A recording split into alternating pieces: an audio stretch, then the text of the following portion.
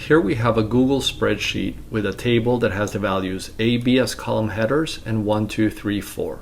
We want to open this in a Jupyter notebook. First, we go into Share and we modify our access to anyone with the link.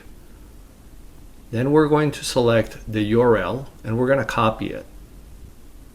Here we go to our Jupyter notebook and we're going to paste a value in here. So we're going to import pandas as PD,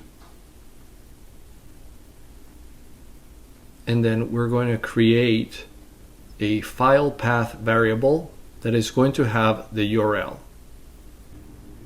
We're going to create a data frame called df, and here we're going to use our pandas read CSV, and inside we're going to put the file path, and finally we're going to print out our data frame.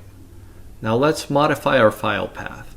What we want to do is we want to remove everything after the edit until the first GID, and then we're going to type in export ? And the format is going to be equal to a CSV, and we use the AND symbol. Now let's run this and we can see we have our table AB with the values 1, 2, 3, 4. If we want to bring in this other table that has CD 5678 on a different sheet, we just need to copy the GID and then we can paste it back into our file path. And when we run the cell, it imports the table from the second sheet.